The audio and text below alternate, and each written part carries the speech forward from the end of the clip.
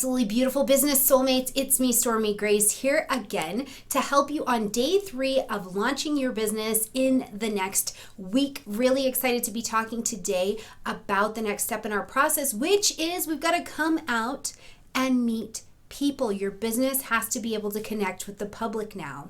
So one of the very first things that we want to do, and you can decide if this is about being social or if it's about your operations system setup. So either way, what we need is a way for you to actually conduct your sessions. So whether that be via Zoom, via Skype, if you're doing WhatsApp appointments, whatever the service is that you're going to establish in order to actually perform your appointments with your clients, we need to get one of these service providers linked to you and set up.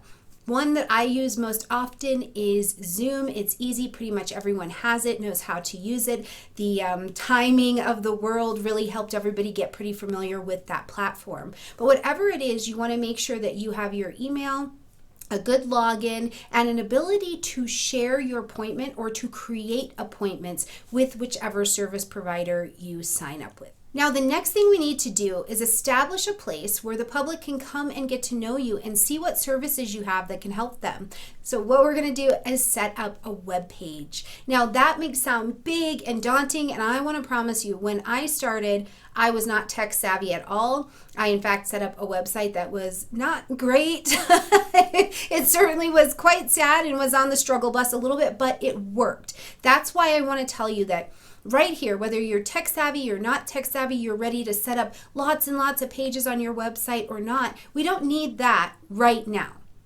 To get started and to get us moving, the number one thing that you need is a good homepage. So when people come to your website, which hopefully at this point you have secured your domain name. And if you want to know how to secure a domain name, if you're working with Wix, let's say I work with Wix, you can go in and put in a domain name and it will let you know if that name is available. So stormygrace.com, and I was able to buy it and secure it right there, okay? So you definitely want to make sure that you secure your domain name so that it's easy to find you. And it's easy when you say it out loud to someone else and they can go, oh, okay, I can remember that, and go to your website.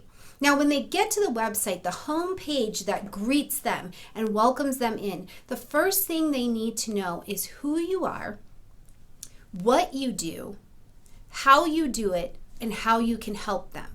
Now, another thing that I think is really important to go on that homepage is for you to share a little bit, quite quickly, right out in the open, about your story. All of us have a story.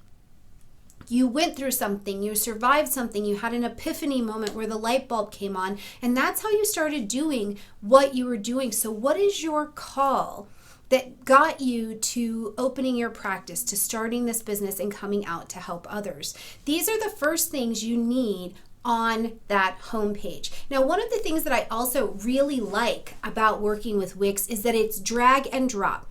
And they have pre-made templates. So you can just select a template that is in a color that matches your branding colors. And even if you don't have branding colors yet, you can just pick a template that's nice and clear and simple, select it, and start dragging and dropping or start typing in there. Worry about fixing all of the beautiful things later. Right now, we want to get your business out and starting to move. So pick a template, start typing in who you are, what you do, how you do it, and how you can help them, right? What's the end goal they're going to receive by using your service or interacting with you? And then the next part of that same homepage, tell them a little bit about who you are and the story that got you there. And when I say tell them a little bit, that is exactly what I mean. This is not your about page, not yet. It's just a quick story that allows people to engage you or say, yes, me too. Yes, I resonate here. Now, the next page you do need is your about page, and this does not have to be 7 paragraphs long at all. In fact, I have updated my about page, I think 10 times since I've started my particular business. So this can just be a paragraph or 2 long about truly who are you? What's your training? What's your skill set? Let them know a little bit about what makes you qualified, what makes you light up, what makes you want to help other people. This is what goes on your About page, and trust me, please don't overthink it because you can absolutely adjust it later. Lead with your heart, lead with honesty, and make sure it's just not too long, okay?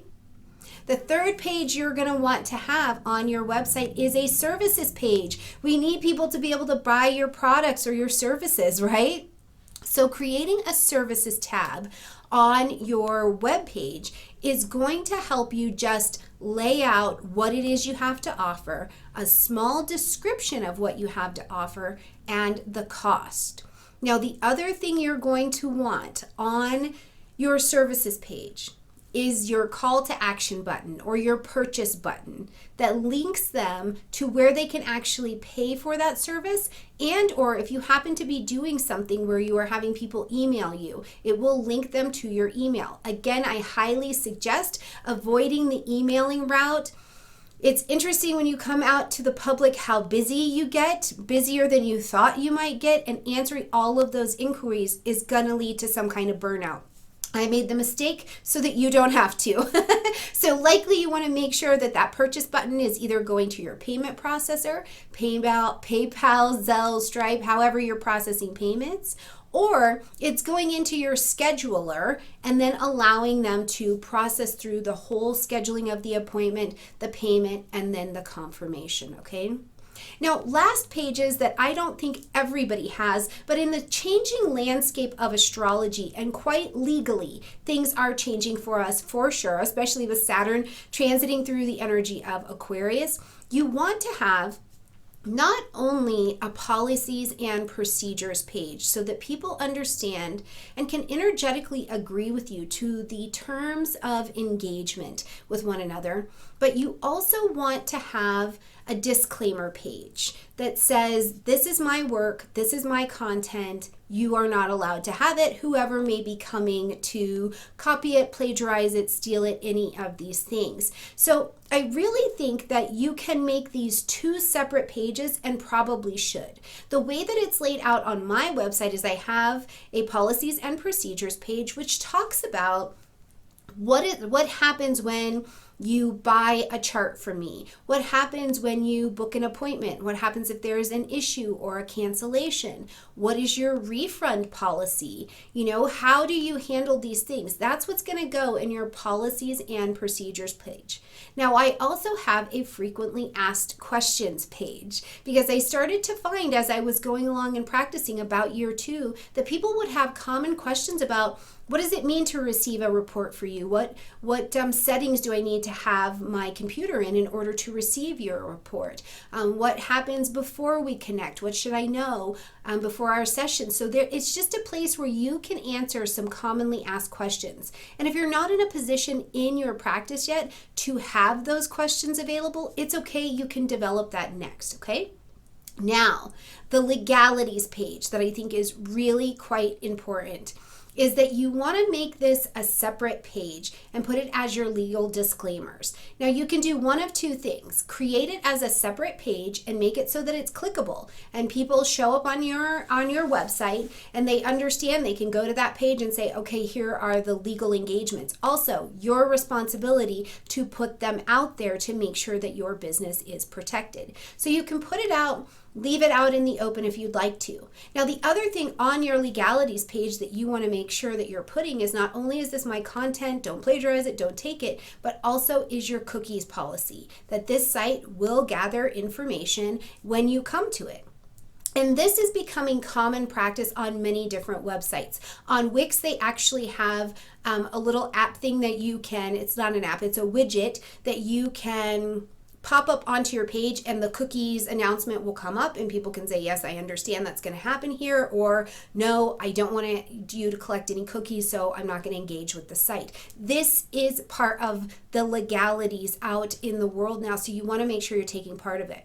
Now, the other thing you can do is put a link at the bottom of your policies and procedures page that links to your legalities page that you can either keep hidden or you can keep it live. Whatever you do, you can also just use that services, or excuse me, use that policies and procedures page to link over to your legalities page, okay? So there's just a couple things to get going to get your website started, launched out there, and get your business moving in this next week. Now, hopefully at this point in this video, you've gone through my other few videos and you're checking the box to say, yes, I've done this. Yes, I've done this. Oh, I haven't done this. Let me check this out.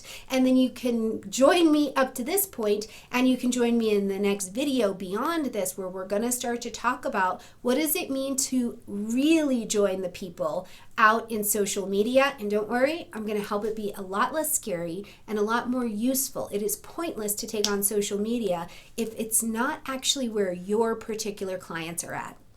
All right, you guys, I love you a ton, and I look forward to seeing you in the next video.